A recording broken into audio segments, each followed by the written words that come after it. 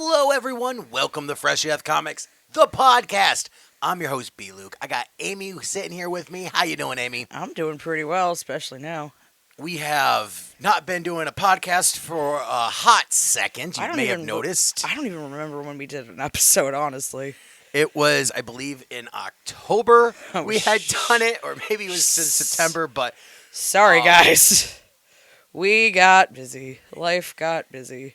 I will say you worked many jobs, and so you finally are getting a little bit of a break. Yeah. Christmas hours, and Starting to wind down a little bit, yeah. because of that, I kind of don't want to start a new season because I'm like, what's the point? Like, it seems silly. So let's just keep this season going. It's just another episode, another year. Welcome to Fresh to Death, the very first Fresh to Death in 2024. Welcome. So I'm excited. What I thought we'd do on this show, we're going to talk about Ultimate Spider-Man because that just came out this past week, and we need to talk about it. Also, with working with Fat Cat Comics, doing the rundown, I have read, well, I would say between you and me, Amy, we have read almost every single comic book that's been made, except for like Grimm Fairy Tale books. yeah, I mean, and some of those indie books are just so small. You know, But we still read them. I was still looking at them, like, when they come through. And I dropped some of them. Like, when he only had one or two, and I was like, it's not good. I can't promote this book anymore. Yeah. So that's why sometimes you don't see an issue 2. But then there's other times where I missed it on my pull. Like, I don't know what's going to happen with Crave, for example. I hated issue 1. Maybe I should tell everyone what Crave is. Crave is a story. It's written and drawn by Maria Lovelet, and it's this journey about this app on your cell phone that gives you the desires of your heart.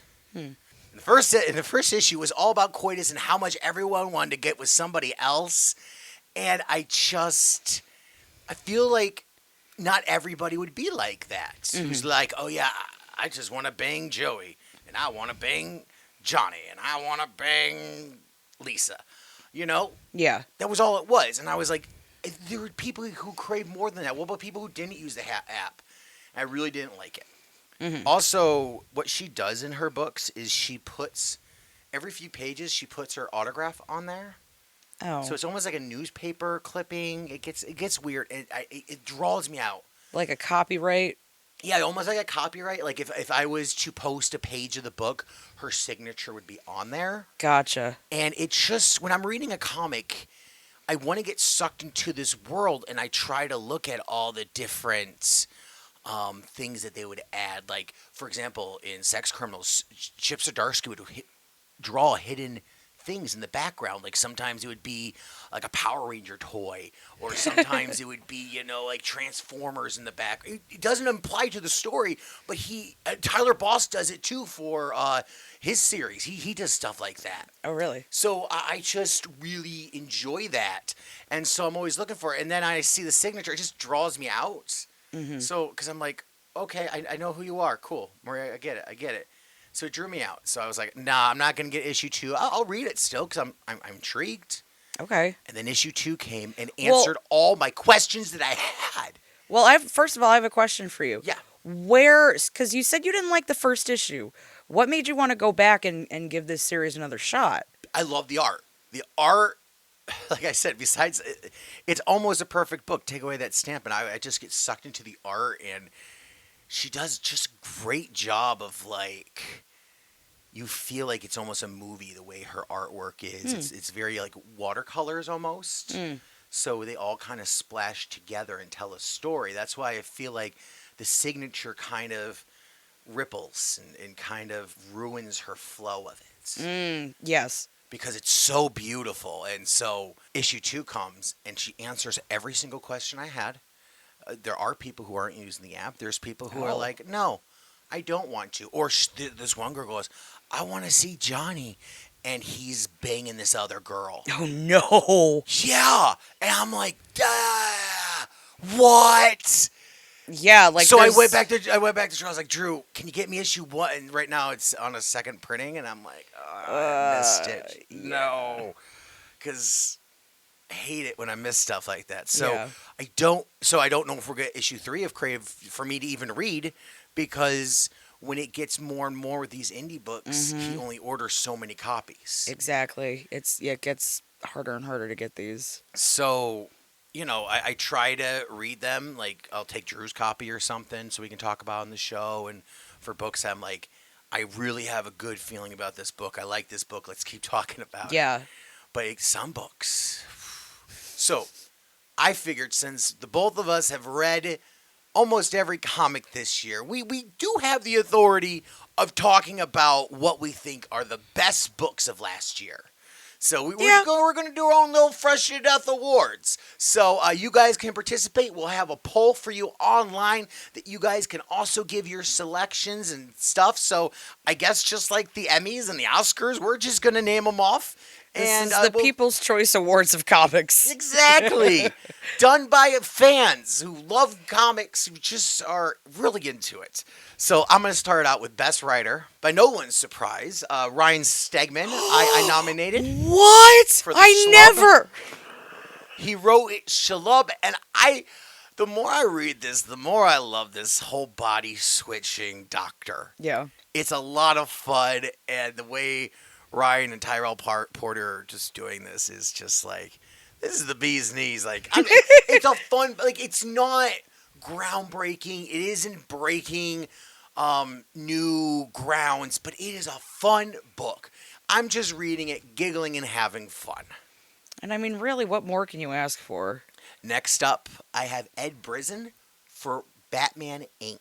Batman Inc. I never, like... Yeah, what's your reasoning for this one? I know, because you're like, we don't even own Batman Inc. Yeah, correct. It's one of those books where I didn't read it, but for the rundown, I have to read all these books. And because I don't want to just pop up a book and go, Batman Inc.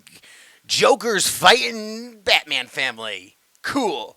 I want to read it. I want to know what's going on in the story. So like I said, I've been reading everything. And out of all the Batman books, Batman Inc. was the most intriguing. Because it was a whole Batman Inc. team led by Ghostmaker. And he has a rule. He can't kill anyone. He's in charge of this whole group. Just don't kill anyone. Then the Joker comes around going, hey, you have to kill one of our Jokers, or else I'm going to blow up towns. So he makes Ghostmaker make an ultimate decision. Kill a Joker. Like, he created the whole Joker Inc. So there are other people trying to be a Joker. And so, like, this one guy murders a whole like one of the Batman's family. One of the Batman Inc.'s partners' families.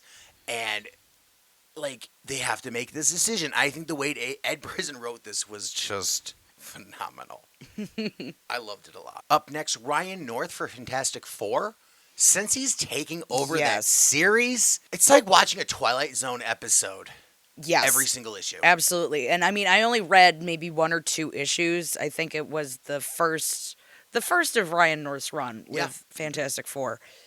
Ooh, yeah. It very much gave Twilight Zone vibes. So, and anything that's kind of spooky or out of the ordinary, and to do it in a Marvel book, I just honestly have found it really refreshing. Next up for Best Writer, we had Steve Orlando for his Scarlet Witch. Yes.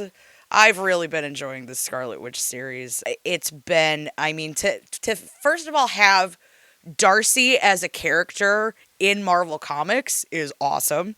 Because, yes, she is a character in the Marvel movies, but this series is her first appearance as a character in the comic universe, which is really cool. She's just as Darcy as she is in the movies, which is great. But Darcy is really kind of the main person for this arc, and it's because she's done something wrong and somebody is after her.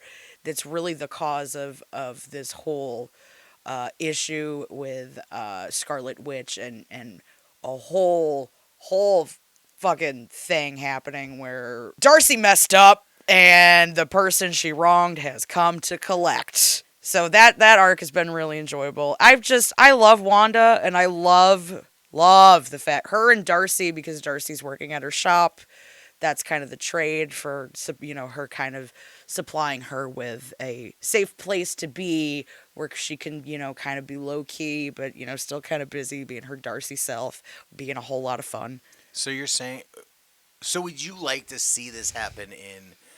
Can you see this being like a TV show or part of the movies where Yes. Darcy is like, we're talking about Kat Dennings Yes. and Wanda are hanging out and doing Yes. it. Oh, yeah. And she's just like, Darcy's just being a sass monster back at like, oh, well, that sounds great, but I wouldn't take you to bed. Haha. Like some like little quips like that.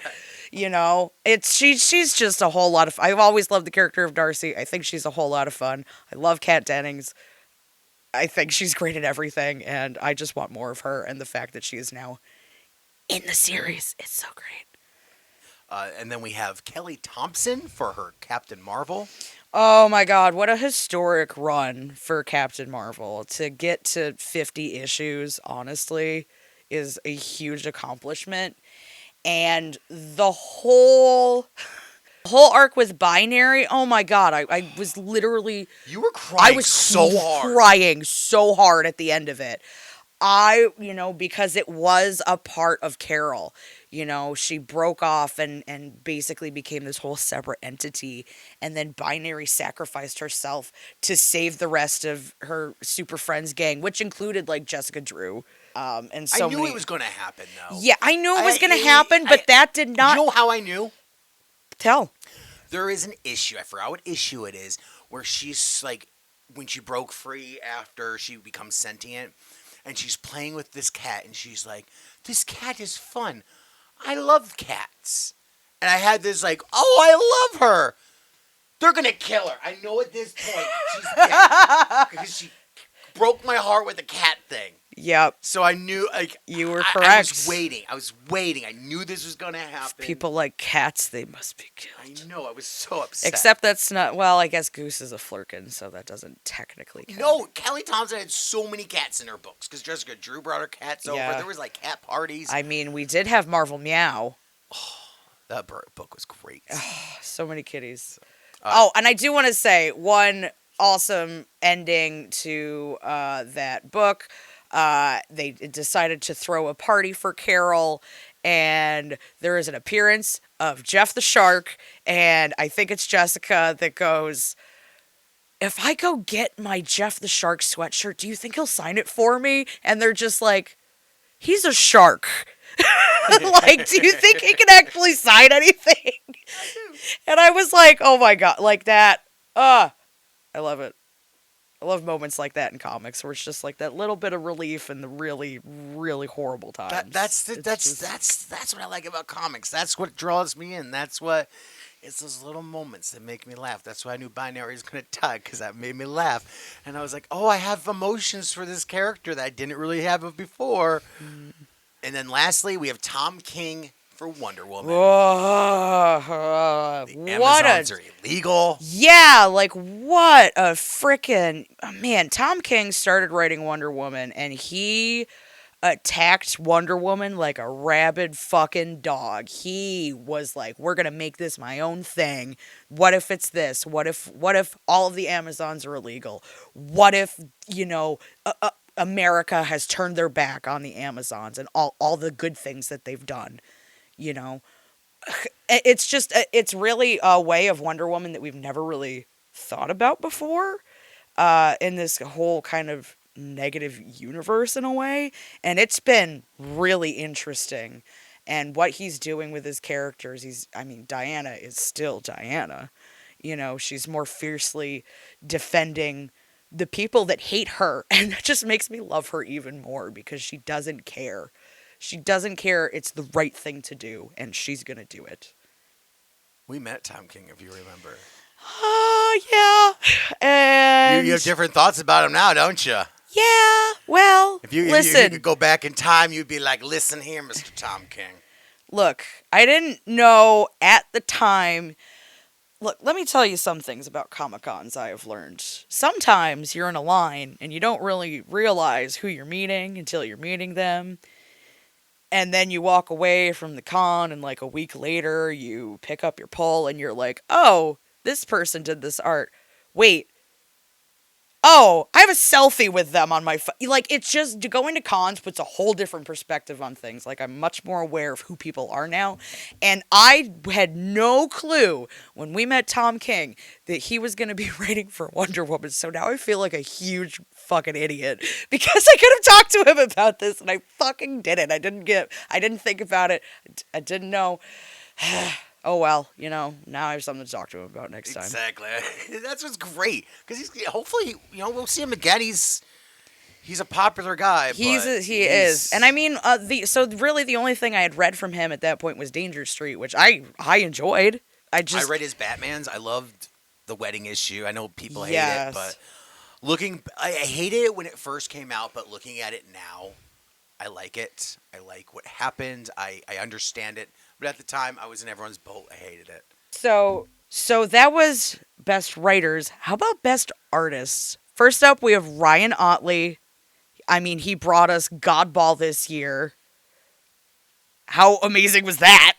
Yeah, and he takes over writing and art on the Hulk. I know he was following Danny Cates's Yeah.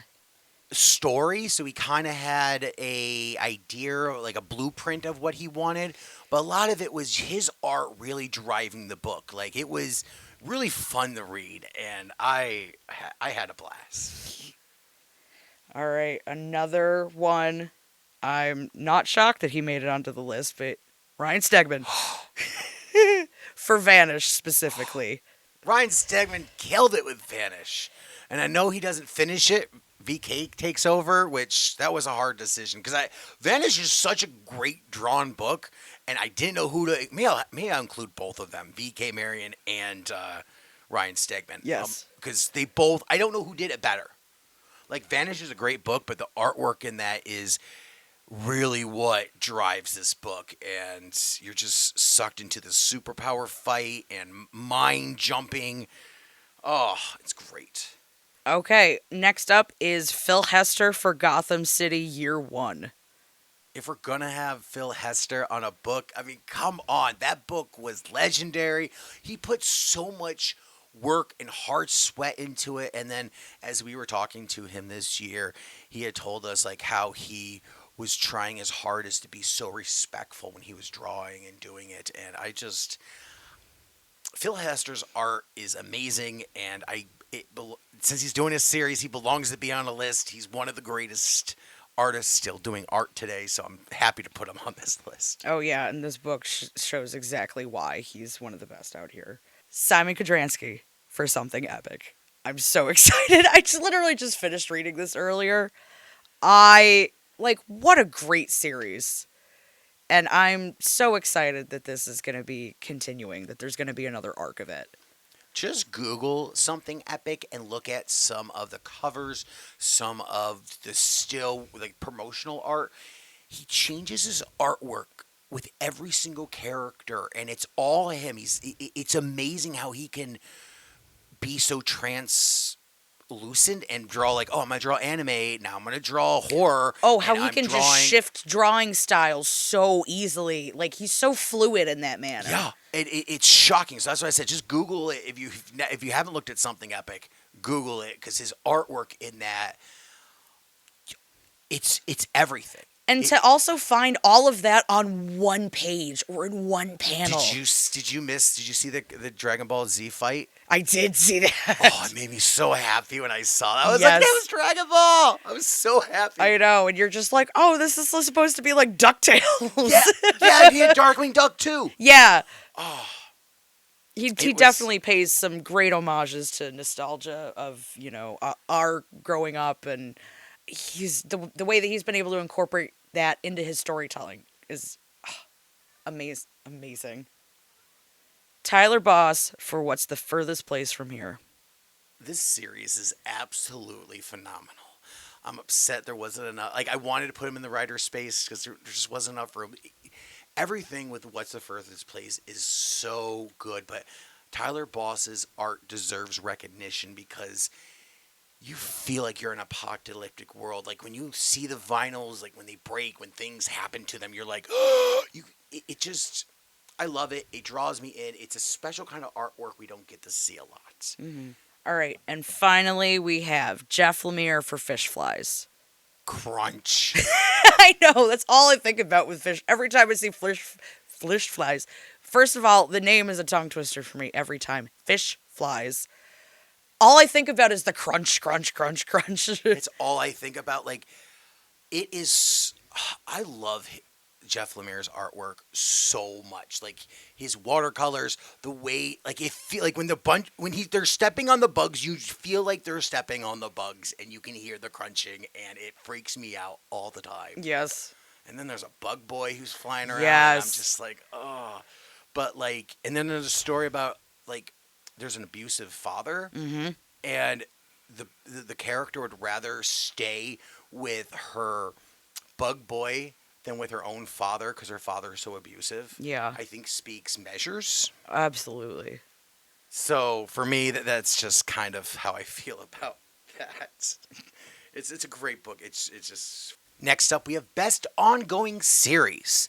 First up, Chip Zdarsky's Batman. Chip Zdarsky has brought Batman through the ringer of multiverses. He loses a hand. Yes. And now he is fighting the Joker and his own mind.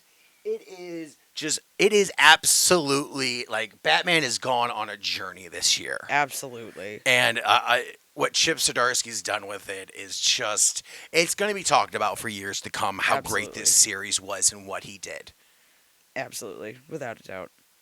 And then we have Fantastic Four with Ryan North, which we've talked about. Twilight Zone, it's awesome. Like, it's just, overall as a series, it's the Fantastic Four kind of out of New York City, kind of on the road. And it's nice to see the Fantastic Four doing something different than we've seen them do for the past 10 years, which is in a lab. Lab experiment goes awry. Oh no, let's jump into some kind of nth world and figure it out. Captain Marvel with Kelly Thompson. Yes, like we just mentioned, just what a great run and end of her run. Definitely, that was definitely an experience that is also going to be talked about for years. I feel, and rightfully so. What's the furthest place from here? It is phenomenal if you guys haven't done it. If you are reading it, I am curious. If you read What's the Furthest Place from Home, do you also have a record collection? Because I would like to know the correlation, like how many people actually have records and read this book. Yeah. Because like for me, like what's my most precious record? It changes. Like I think it's Miley Cyrus's Bangers, but then I really love my KJ52 record, and I'm like, oh, which one? If I had it, I don't know if I could just choose one. If is the worst decision I would have to ever make. I agree. I very much agree with you on that one. And then Tom King's Wonder Woman. Like we said, just what a different spin on Wonder Woman for this series, and I'm very excited to see where this is going to continue to go. And luckily, it's a continuing series, so we will continue to see where it goes. Best miniseries. First up, Monarch. So Rodney Barnes' Monarch really blew me away. I didn't know what to expect when I read it because it starts out with an alien invasion. And you go, okay, typical alien invasion. But then it takes place in a high school. And then it kind of becomes like a Lord of the Flies kind of book. And then we find out one of the boys has actually been a hidden spy this whole time. He works with the aliens. Oh. But he hates the aliens for what they're going to do because he really loves Earth. So he fights back against the aliens now. Oh. So he's fighting against his own people to save this world and save it from the bullies who are beating him up. And we find out, like, oh, he probably could have beaten that bully up this whole entire time. He just didn't want to blow his cover. He just didn't want to blow his cover, and, like, you know, but it was really something special with this miniseries, and I was just really blown away you were in so many issues. I got this connection with Trayvon. I could tell you were very enthusiastic about and making sure that every chance we had to talk about Monarch, and your enthusiasm has really gotten me interested in it too. So I'm very excited to. And this is just the icing on the cake. I don't want to spoil the whole book for you, but it is gut wrenching, and it really opened my eyes. Like I don't know a lot of Rodney Barnes, and Drew talks about him all the time, and I'm like, oh, let me read this. And this was the first time I've been like, whoa. So speaking of icing on the cake, up next, Great British Bump Off. Guess who had that? Made sure that was on the list. You told me if we're gonna do this, this better be on some kind of list Oh of yeah. some kind, and I was like, you got it, because I've. Go ahead, you talk about it. Oh, it was just what a fun. Like what one were you just saying where you were just enjoying it? Batman Inc. Yeah, Batman Inc. Batman Inc. You were just enjoying Batman Inc. You were just really along for the ride. You were having a fun comic. That is exactly what Great British Bump Off was. It was like the cozy, if that's your thing, the cozy comic feel of like the Great British Bump Off plus an Agatha Christie type mystery. So basically, if you're an 80-year-old woman spiritually, it's for you. And I was obviously the target audience, and I'm fine with that. I just felt like it could have been another issue longer. That's my only critique. The art was cute, the characters were adorable. One of the hosts of the Great British Bake Off in their version, or UK Cake Baker, I can't remember what it was, but it was one of the co-hosts was a cat. I love cats. I know, and when one of the co-hosts is a cat judging cakes, I mean, how can you really go wrong? Just a cozy, fun, lighthearted romp. Nobody actually died. Good times. Good times were had. I would love to see this as an ongoing series. Up next, Black Tape. Dan Panosian's journey into the rock and roll devil world that I just think that all rock and roll bands do was cemented in theory of everything of why I'm not going to listen to Ozzy Osbourne.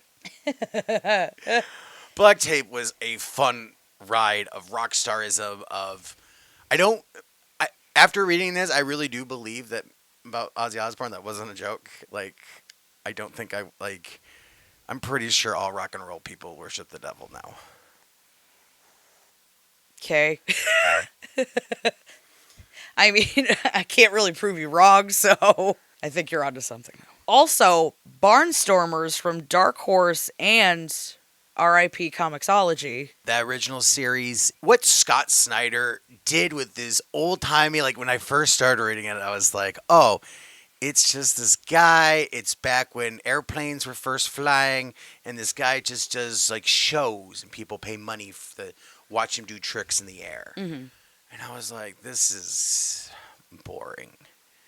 But then at the end of the issue 1, he finds this girl that he likes, and then it becomes like Bonnie and Clyde like journey.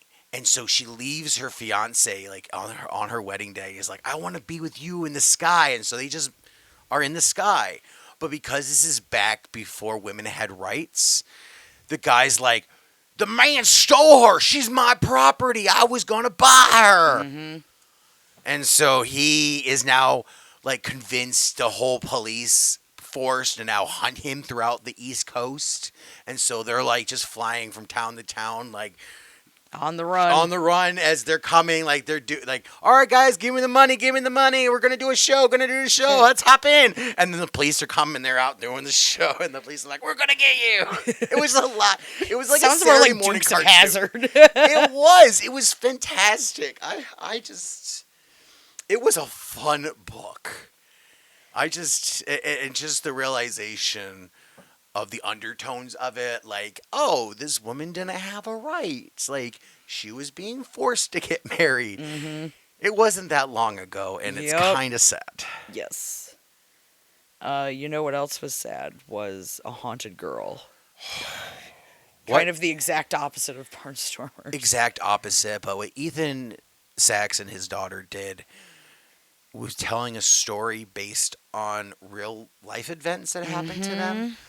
I think the way they've done this is really therapeutic of like how a father or how how a father is trying to help his daughter, but he doesn't know what to do. He's just trying to help somebody, and it's just like anybody, your friends, anyone who's suffering from depression, you don't know how to help them. You're just like, I can help you.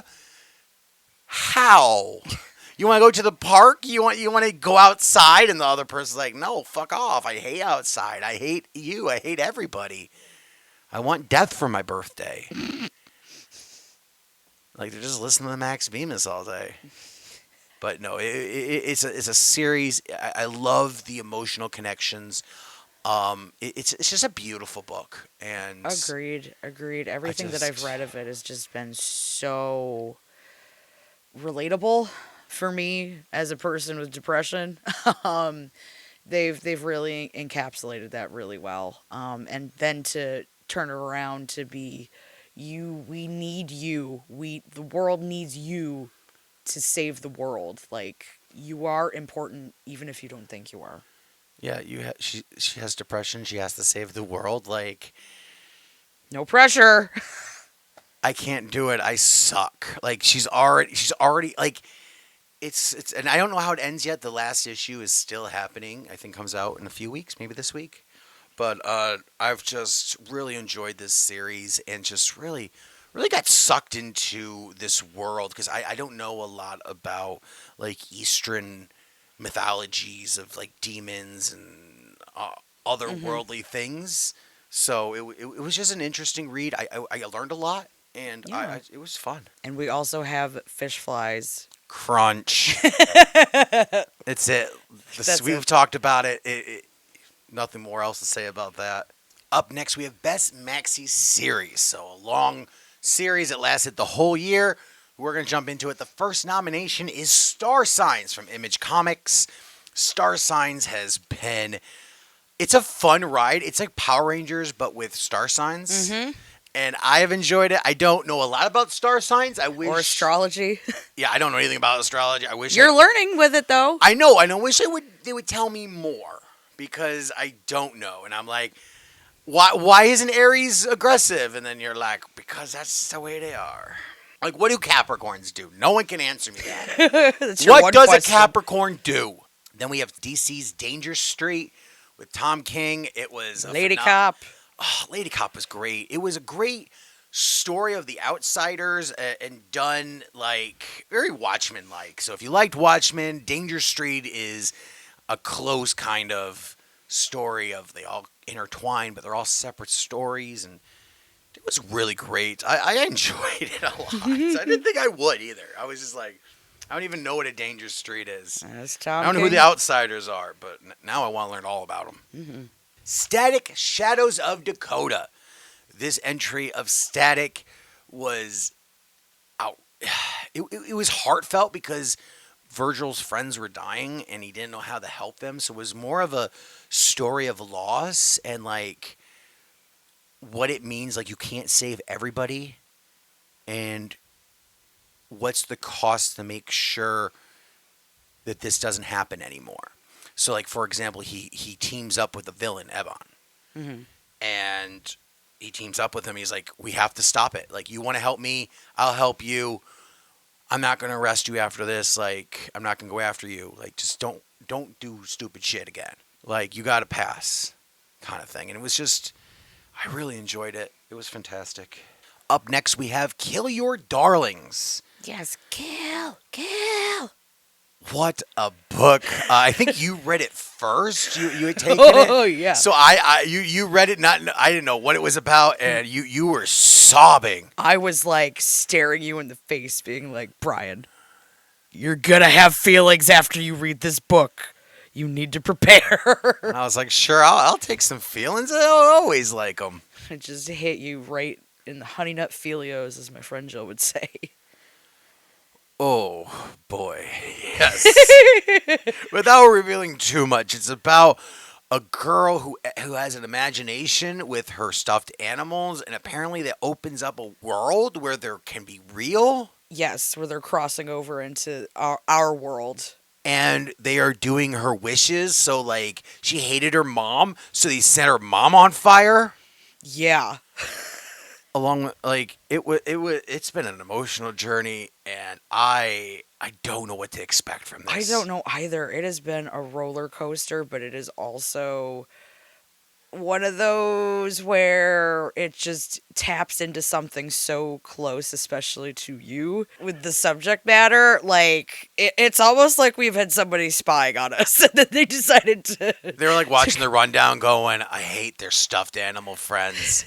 This is what I feel about him. Kill, kill, kill, kill. From DC Comics, we have Superman Lost. So Superman goes on this experiment. He gets lost in time. And it's been a journey. Like, he spends like a couple of decades out in space. And he meets a girl. And like he falls in love. And there's like a Green Lantern. And now they're going to have a baby. Like, there's all kinds of things happening here. And like Lois is dealing with cancer. Yeah. And she's very much like you in that subject. She's like, well, I don't want to bother him with my stuff because he's saving the whole world. Well, I'm just going to deal with cancer by myself. And Lex Luthor's like, Superman won't help you. I'll help you. Here's everything you need. And he's the one who's been helping her. Wow. So, like, what kind does that say to Superman? Like, what kind of asshole is he? Yeah. Like, oh, yeah, he's going to save the whole world, but fuck Lois. Like, Yeah, I'm not going to be there for you specifically. I only like her hole. That's it. No, right? And lastly, we have Avengers Forever. It was a compilation of like a multiverse adventure and Aaron Cooter's art with Jason Aaron's story. It was like this perfect blend of like the best the Avengers could be because each issue focused on like a multiverse of different heroes. Like the first issue was all these different Captain Americas. The second issue was all these different Captain Marvels and all the Black Panthers and all the Hulks and all like they did like all these different. It was so fun. Like you felt like the multiverse was huge, and then when you get to the end event there, when it ends, it culminates into this big giant event, which we'll talk about in a second. But we have another topic, so let's jump into it. What's our next topic?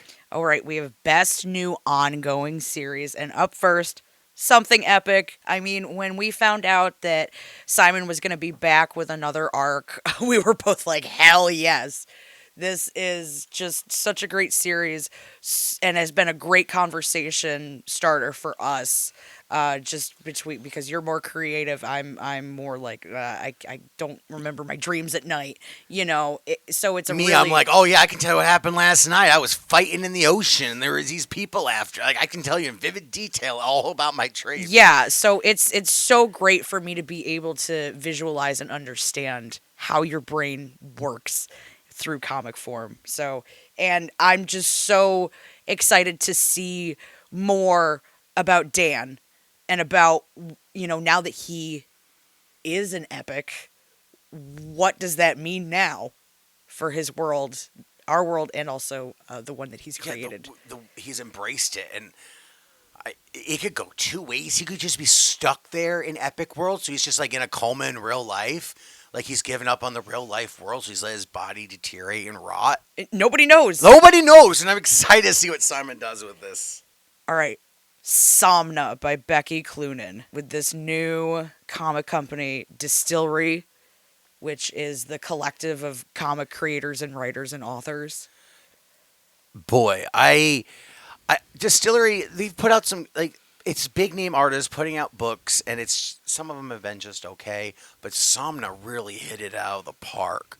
It's about this, it's back in the Pilgrim era, and they're hunting witches, and this woman is very, she wants to have coitus with her husband, but her husband's like, no, I have to go kill witches. Put your pants together. I can't have time for this silliness. Hide your shame.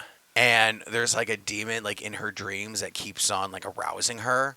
Mm-hmm. And so like she's slowly, I guess, becoming a witch, and she wants to kill people. Like it's insane. And I love this book. Like, I'm so excited to see where this goes. And Becky Cloonan does such a fantastic job. World Tree, it would not be a list without James Tynion. And World Tree is for all the people out there who thought that the Y2K was real, who thought that computers are going to take over the world, because that's what this is there's a computer virus that you get, and it sends you subliminal images, and it makes you kill people. It makes you rage, like the numbered movie. Oh, like 28 Days Later. Yeah, that's it. So it's like that. You turn into like the zombie thing. You just murder somebody, and then it'll be gone, and you're just like, what's going on? You're covered in blood. You're like, what happened? Oh, God. It's great. So it's like it's this whole. You know what that's like. Oh, basically, but it's World Tree's just these computer scientist nerds. You're trying to fix it and solve it. Like, we know what it is. We gotta do it. Nerds together, and they're like, the other nerds are like, no, we're gonna stop you. So it's just, if you're into computers and technology, it's great. Void Rivals by Robert Kirkman. Robert Kirkman has taken everything, and like, he bought the rights of Transformers and G.I. Joe and decided to make a whole new universe. And Void Rivals is kind of the stepping stone, the first issue. I know Transformers has been out now. G.I. Joe is out. This week, Cobra Commander comes out. Yes. So he's created, and Void Rivals was the first step. Like, you saw a Transformer in that, so you know it's like, oh, he's gonna connect this somehow, and this whole journey with the Void Rivals, because there's a prison break in it, and it's great. What? You liked that one? Yeah. I'm surprised. But no, this whole notion of this world where the world is very Megatron and Decepticons, except they're kind of like alien species. They're humanized. They're humanoids. Humanoids. Is that what we call ourselves? Yeah, sure. So they're humanoids, but they have the same feelings. Like, oh, these people are evil because they want to murder us. And like, they always have their helmets on and take it out and discover they're the same species. Ah. And that's been the great secret. And so what he's done has been absolutely... I'm excited to see where this series goes. I think it's Robert Kirkman, so you know that you don't know what's going to happen, and everything can happen. Yep. Like, all of a sudden, like, Optimus Prime can just rip open the gate of the jail and be like, I'm here to save you. It's Robert Kirkman's world. We're just reading it. And then next up is Best Comic Book Events. These are the big giant events where you saw all your heroes joining together for one big event to do something. First up, we have nominated is the Avengers Assemble event. Jason Aaron's swan song of every single Avengers coming together to battle the ultimate evil, Manifestos. It was just like... It's like the best Avengers event book you could ever read. It was just... It's like the apex, and then reading anything after that, you're just like, well, this wasn't Avengers Forever. Like, you'll be okay, guys. This villain's not that bad. Like, he kind of let it up where, like, I don't think anyone can beat this. Yeah, he's set a high precedent now. From DC Comics, we have the Night Terrors event. So we've had a journey with this book. Oh, yeah. It has been... Batman gets trapped in his dreams. We have this Nightmare character released. It was a lot of fun trying to figure out, like, where the Nightmare Stone was. Yeah. And, like, for a weekly series, having fun like that, Yeah. that was a blast. I really enjoyed it. I also really liked the fact that the issue with Robot Man and Zatanna, because two characters you normally wouldn't have together, and they're the two that are like, oh, I guess we're it. Okay, I guess we gotta wake everybody up and also defend the universe. Okay. That event really had some unlikely pairings, but you know, I think that they had some that really worked, and I was glad to see them. Yeah, it was a lot of fun reading. I like the Nightwing's story with him and Jason Todd going, like, trying to deal with their own demons. I really enjoyed Superman's whole thing because he's subjected to magic, so he's just punching things. He's just like, I'm killing everything. And I kind of feel like that when I do games sometimes. I'm just shooting everybody, and I'm like, what was the mission? I'm like, oh, I was supposed to go turn this thing off. No wonder why I've been here for like a half hour shooting the same guys. Because they just respawn until you hit the button. So you shoot them, and you're supposed to run and get the button. But I wasn't. I was just waiting for them to respawn. So I'm just sitting on top. I'm like, I'm running out of bullets here. Like, how long does this go? It seems weird. Then we have the Sins of Sinister event from the X-Men universe. It took place now, 10 years from now, 100 years from now, 1,000 years from now. It was the event that really set off the X-Men of books for the year to come. Like, what we were going to expect. This book ran until our next event, which was the also Hellfire Gala. So I had to put both X-Men books in there because both of them have now transcended into massive events. Like when you talk about the Correct. Hellfire Gala this year. Well, the Hellfire Gala has alone been the event of the summer for so many reasons, and oh fucking boy, this one was a Hellfire Gala to remember. Just, I mean, Professor X just sending out all the mutants out of the gala to then go to question mark. Everybody was like, what the fuck? What's going on? Are all the mutants dead now? What happened to everybody that we love? Yeah, everyone's dead.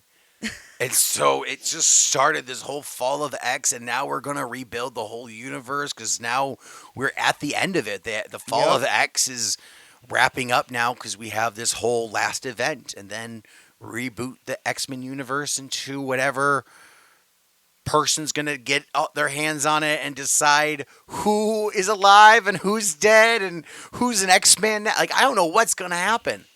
This is going to be an X-Men event to remember. Oh, yeah. This event will be on next year's thing for sure. For sure.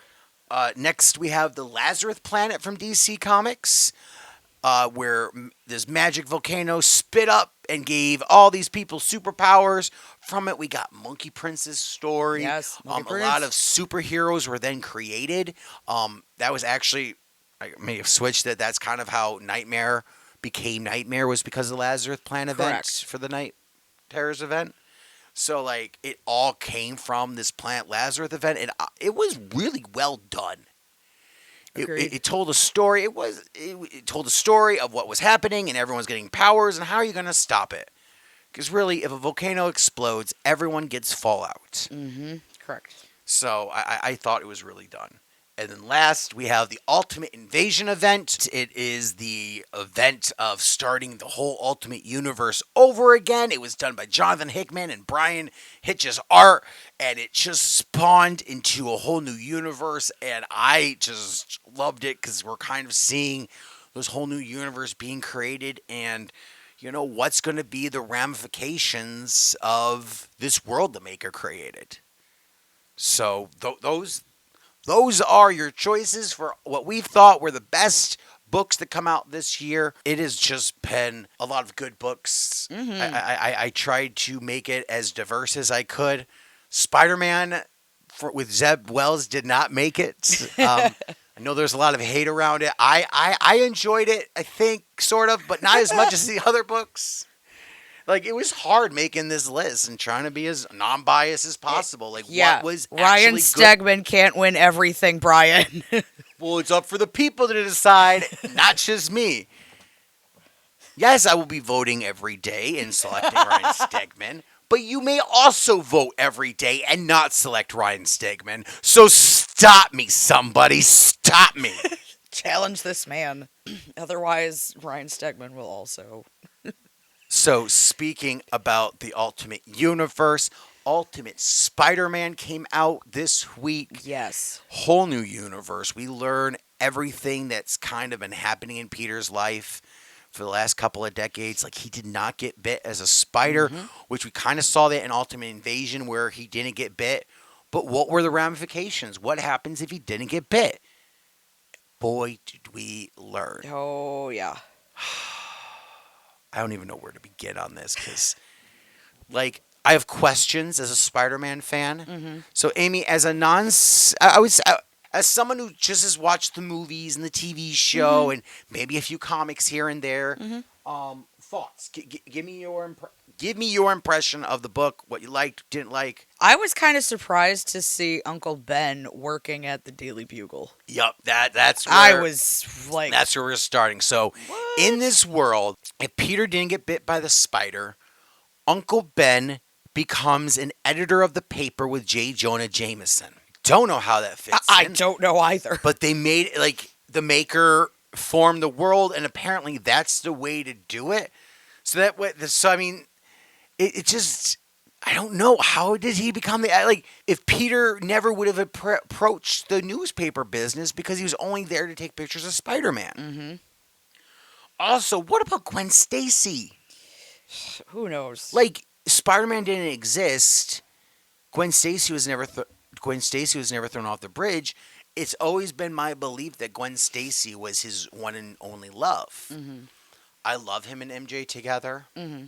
but like let's be honest, if Gwen is alive, he would always choose Gwen. He likes the blondes.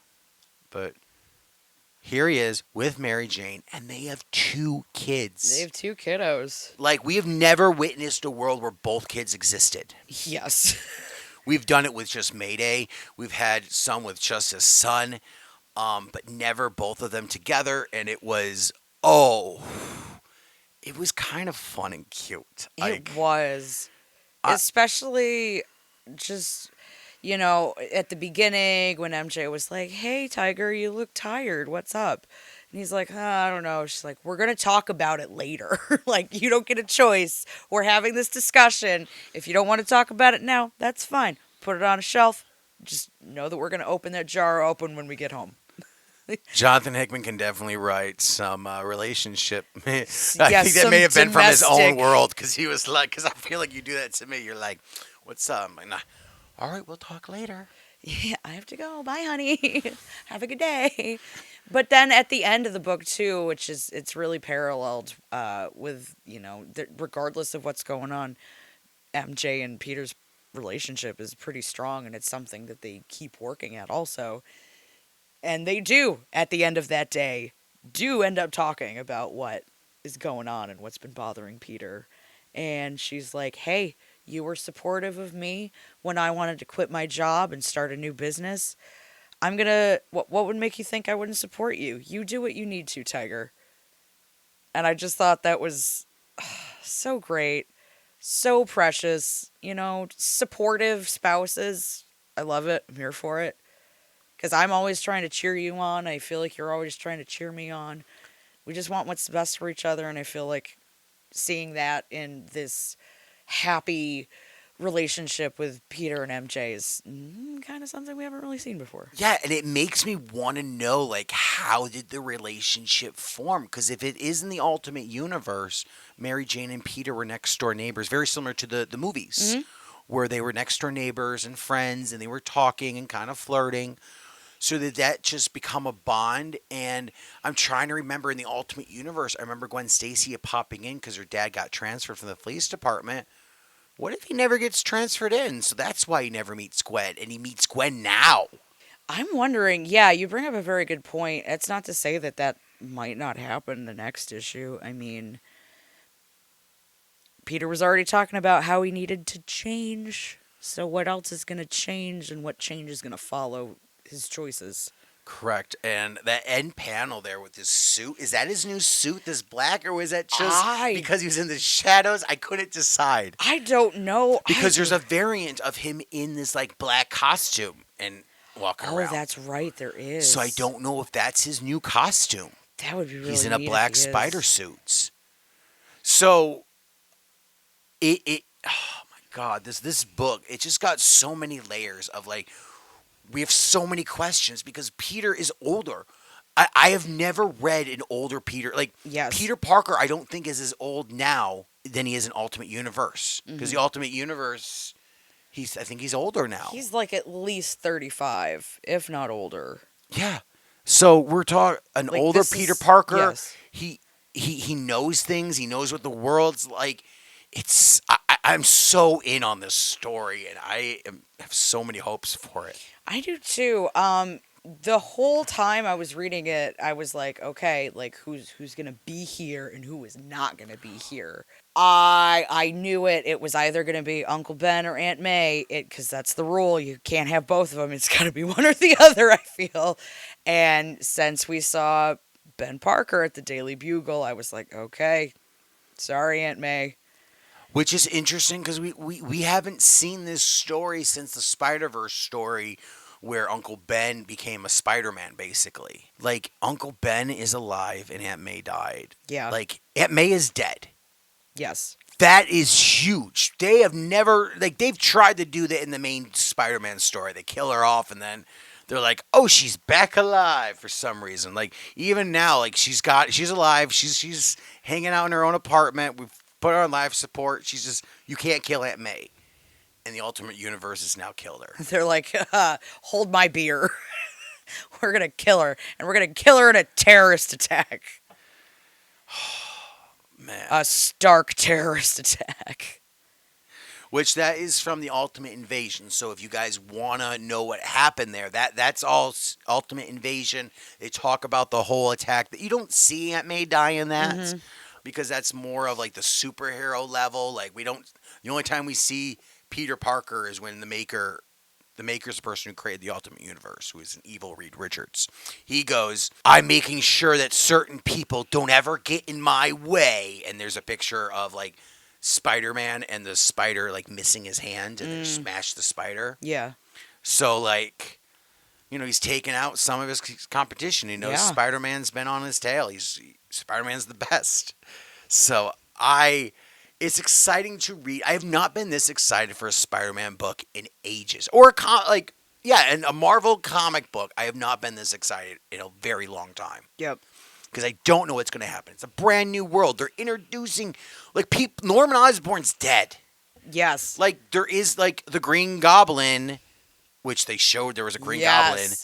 Is it Harry in there? Yeah. Or is Norman alive and he's just been hiding out? No, we don't know. We're just going to have to keep reading to find out. I feel like I have more questions than answers at this point. But I think that's kind of what you want in a first issue. You do. You want to get dragged in. You want it. I know it takes place in the future, but you're like, man, I hope there's a issue where they just decide to have a flashback. Fill in some of these plot holes. Yeah. Not exactly that's plot holes. That's a sign of a good comic yeah. is where you're like, I do want to know what happened in the past. I do want to know what's going to happen in the future. Mm-hmm. I'm engaged. And so it makes me really excited for Ultimate X-Men coming out. And even Ultimate Black Panther, I think I want to join. I wasn't going to get that one because I was like, I don't know, Wakanda. I'm like, no, in this whole universe. The possibilities that could take place with Black Panther. Yeah, if they do it right, that could be fun. Yeah. What? Maybe M'Baku comes in and is actually the Black Panther. Maybe M'Baku. But it makes me excited.